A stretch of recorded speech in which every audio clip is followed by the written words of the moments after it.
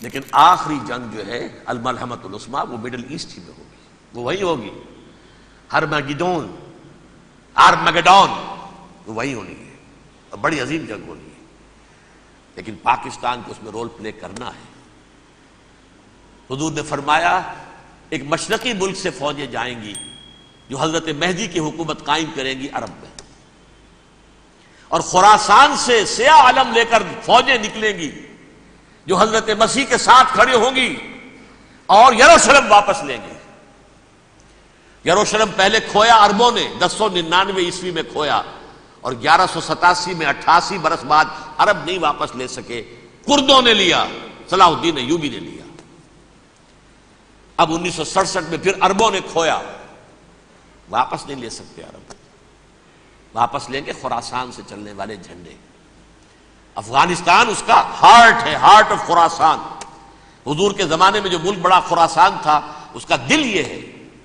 پاکستان کا بھی ایک حصہ اس کا حصہ ہے، مالاکنڈ ڈویژن، یہ اس خراسان کا حصہ ہے۔ ایران کا بھی ایک علاقہ اس کا حصہ ہے، خراسان کے نام سے صوبہ ہے ایک، شمال مشرقی کونے پر، وہ بھی اس کا حصہ ہے۔ اور یہ جو ریاستیں ہیں، جو ٹرک ریاستیں جو آزاد، یہ بھی اس کا حصہ تھا۔ یہ ایک ملک تھا خراسان عظیم، خراسان بزرگ کہتے ہیں ایرانی اس کو، the greater Khorasan of the days of the prophet صلی اللہ علیہ وسلم۔ اور اس کے ہارٹ میں، اسی لیے اسامہ نے کہا تھا کہ میں تو اب آ کر خراسان میں بیٹھ گیا ہوں، یاد ہوگا یہ بیان، اللہ نے مجھے خراسان میں پہنچا دیا، اسی حدیث کی طرف حوالہ دیا تھا۔ بہرحال اس کی حفاظت ہمیں کسی بھی اپنی جان سے بڑھ کر کرنی ہے۔ پاکستان داؤ پر لگ جاتا تو لگ جائے، بچانے والا اللہ ہے، لیکن یہ کہ کم سے کم ہماری جو ایٹمی صلاحیت ہے، جو امانت ہے ہمارے پاس پوری امت مسلمہ کی، اس کو کوئی گدن نہیں پہنچنے دینی ہے۔ لیکن اصل بات جو ہے میں آپ کو بتانا چاہتا ہوں، یہ ہے سائیڈ ایشو۔ اصل ایشو ہے فلسطین کا جو شروع ہونے والا ہے، بھٹی دہکے گی وہاں۔ ظاہر بات ہے کہ اگر کوئی بہت بڑا اقدام ہو جاتا ہے فلسطینیوں کے خلاف، اور اگر واقعتاً مسجد اقصیٰ اور قبۃ الصخرہ گرا دیے جاتے ہیں، جو طوفان اٹھے گا عالم عرب میں، یہ حسنی مبارک ہو یا شاہ خالد ہو یا کوئی اور ہو، یہ نہیں روک سکتے اس طوفان کو۔ نوجوان خون اٹھے گا، غیرت اور جو بھی حمیت ہے۔ مسلمان ان پڑھ سے ان پڑھ اور بالکل بے دین، وہ بھی مسجد کی حرمت پر کٹ مرنے کو تیار ہو جاتا ہے۔ مسجد تو بنا دی شب بھر میں ایمان کی حرارت والوں نے، من اپنا پرانا پاپی ہے، برسوں میں نماز ہی بننا سکا۔ وہ چاہے کانپور کی مسجد سے مسلمانوں نے جانے دی ہیں، چاہے وہ شہید گنج کی مسجد تھی مسلمانوں نے جانے دی ہیں، چاہے نماز نہ پڑھتے ہو، لیکن یہ جو حرمت اور یہ جو حمیت اور یہ غیرت ہے، اس سے جو طوفان اٹھے گا یہ ہوگا اس ملحمۃ العظمیٰ، اس کی طرف پیش رفت ہو رہی ہے۔ کتاب الملاحم سے احادیث کے حوالے سے کہ جن جنگوں کا حوالہ دیا حضور نے، پیشن گوئی کی ہے، اس کا نقطہ آغاز تھا خلیج کی جنگ۔ صدام حسین نے اسے کہا تھا یہ مدر آف وارز ہے، ام المحارب، یہ ایک جنگ نہیں ہے۔ اس کا نقشہ بھی حدیث میں موجود تھی، پیشن گوئی موجود تھی، اس وقت بھی ہم نے شائع کی تھی۔ لیکن اس میں جو جنگ اب ہونے والی وہ الملحمۃ العظمیٰ۔ ملحمہ کسے کہتے ہیں؟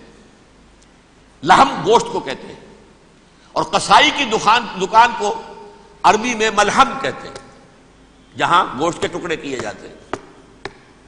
آج کل مشینوں سے ہوتے ہیں، اب جو ہے وہ ہاتھ سے چھریوں سے نہیں ہوتے، لیکن ٹکڑے ہو رہے ہوتے ہیں، جسموں کے چیتھڑے اڑ رہے ہوتے ہیں۔ ملحمہ، یہی لفظ استعمال کیا تھا حضرت سعد ابن عبادہ نے رضی اللہ تعالی عنہ یوم فتح مکہ۔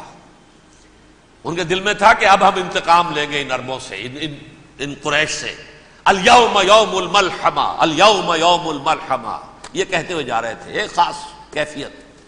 آج ہے گوشت کے ٹکڑے اڑانے کا دن۔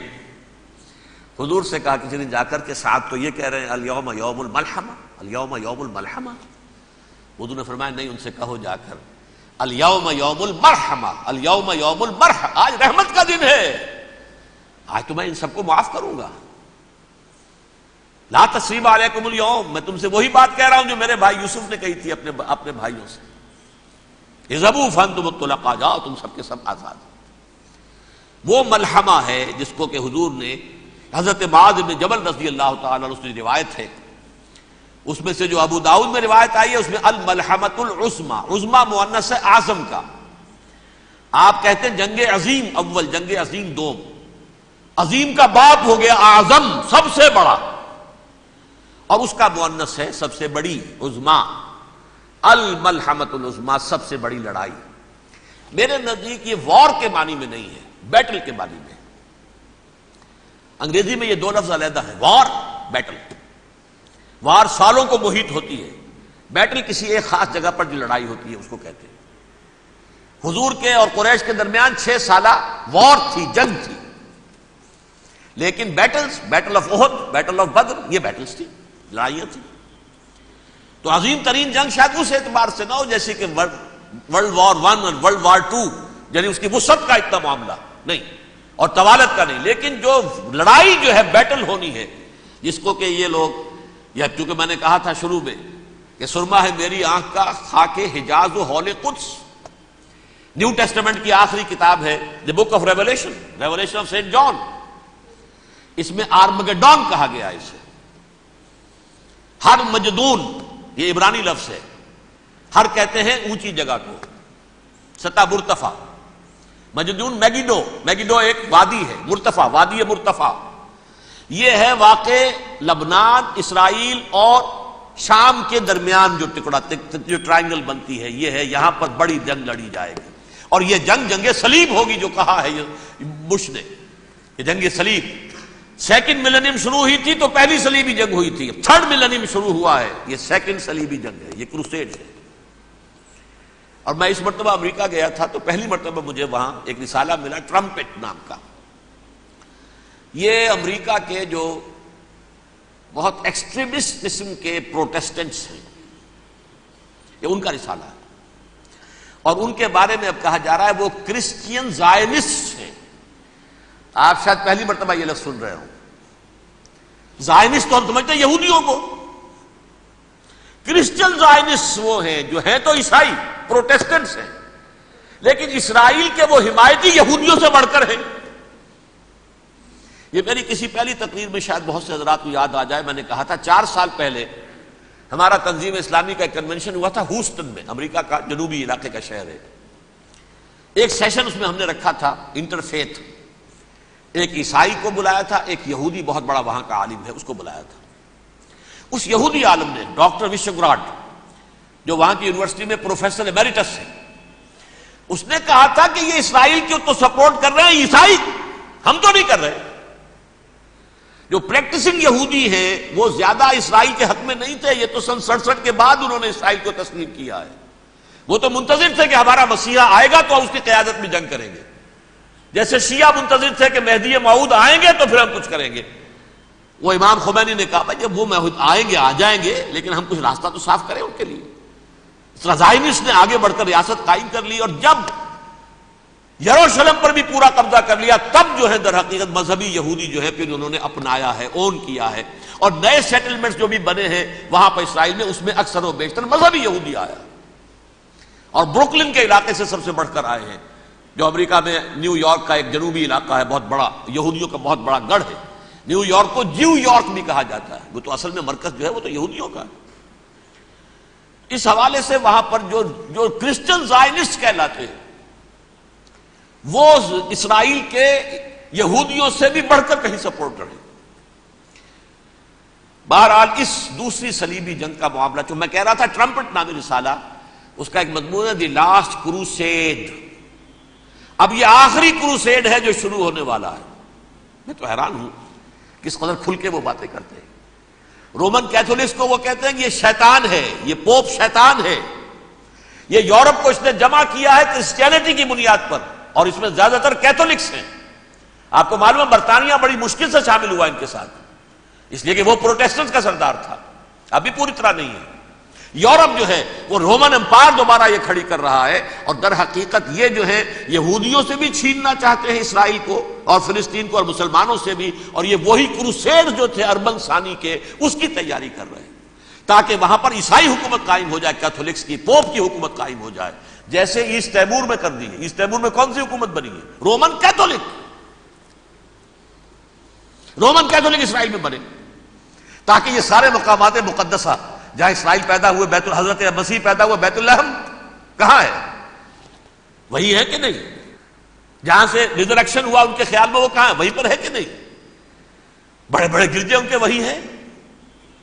تو اس اعتبار سے ان کا کہنا یہ ہے یہ لاسٹ کروسیڈ کی تیاری ہو رہی ہے، یہ کیفور، اور ان کا کہنا یہ ہے کہ یہ پوری طاقت نیٹو کی جو ہے، یہ پہلے جرمنی سے لائی گئی بوسنیا، انہوں نے خود وہاں جنگ کروائی، انہوں نے خود وہاں پر ایتھنک کلینسنگ کروائی، پھر خود مصالحت کے لیے آ گئے، پھر کوسوو میں انہوں نے خود آگ بھڑکائی۔ یہ میں نہیں کہہ رہا، یہ وہ ٹرمپٹ رسالہ امریکہ سے چھپنے والا پروٹیسٹنٹس کا رسالہ ہے جو یہ کہہ رہا ہے، پھر انہوں نے کوسوو کے اندر کروایا، اور پھر وہ وہاں پر پیس فورس کی حیثیت سے آ گئے۔